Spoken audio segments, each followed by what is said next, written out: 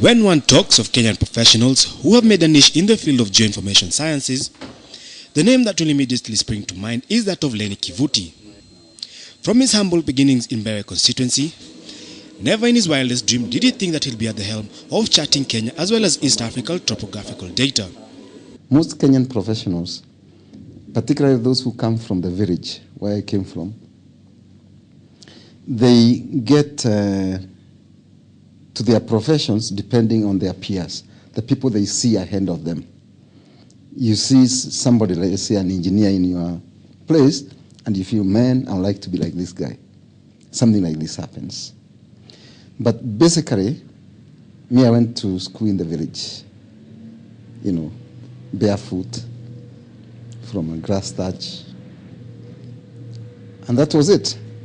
But by God's grace, I was bright. During his formative years, the young Kivuti yearned to work in the aviation industry. After secondary school, he went to enroll at the then East African Airways to study aeronautical engineering, but the company soon folded and he was left stranded. He returned for his A-levels, after which he went to the University of Nairobi, where he studied surveying and photogeometry engineering. But the turning point for him was when an established British surveying firm turned down his internship request after university. It is at this point that the decision to start his own firm was born. To be able to think, to want to be a consultant, it means you must be having your mechanics of wanting to do things, wanting to have things right on your hands. But setting up a surveying and mapping company in the 70s was and still is a capital-intensive venture. But for Kivuti, it was going to be more about motivation and networking rather than startup capital for him to realize his dream. I wanted to start with the high-end equipment.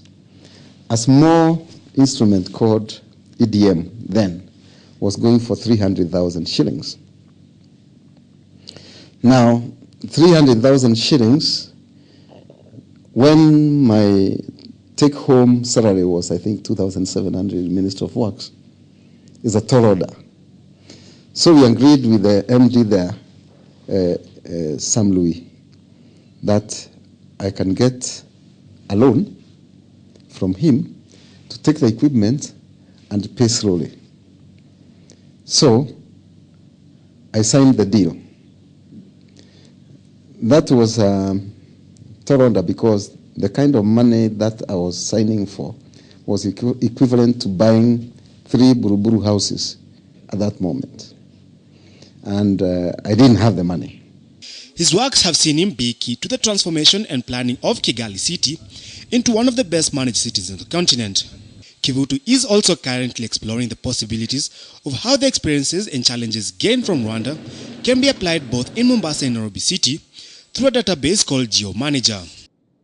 I developed my own concept, a product called GeoManager, which was a combination of the data which we were gathering there and the processes, the way they work, the way they do their land dealings from the day you apply for land up to the time you get title, and there to get title you have to build.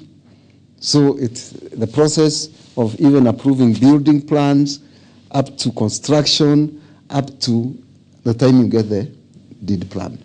Since the company was established in the 70s, GeoMaps has opened up offices in Uganda and Tanzania, as well as a regional office in Senegal. It is at this point that I inquire why a man with such a lucrative job in the private sector would want to get into the murky waters of politics. I never wanted to be a politician when I was young. But you see, there is, in life, there comes a time. Word was going around, he even helps school children. He must be interested in politics. I told them, no, I'm not interested. He is even building some classrooms. You see that kind of growth. So every time, people will talk as if I'm involved in politics. And the moment people talk about something continuously, you also get used to it as if you're also in politics. People now will start coming to me to ask me what I think about issues, public issues. And I'll give them my opinion. Finally, Kivuti bowed to pressure and joined the race to politics in September 2007. He initially vied on a PNU ticket, but was pushed out when the party decided to go for direct nomination. He joined the Sapfina party later that month, which propelled him to parliament representing Siakago constituency. I can tell you, by the way, it's very interesting in politics. Far from what I thought, to me it was an eye-opener. Because you go to a decision-making position in the country. You stop thinking of your village and only the kids you help, and you start now thinking how to grow Kenya, how to model Kenya. And by good luck, it came a time when we were also looking at how to make the constitution. So you start now thinking globally. His greatest fear is not living enough, and is usually a harsh critic of himself. In parting, he says the youth need to be more self-motivated and ambitious to achieve their goals, no matter their family background. The motivation must be self. If you do things because somebody else did them, they don't work. If you give money, like if you in Kenya Charity, you are not likely to make money out of that. So, even my kids, I tell them, if you find me successful, you also have to work for your own success. You have to think of your own destiny. So, for you to succeed, God does not come down to work. God blesses you. So you must be the one to work. You must work, and what you are working for, you must love it.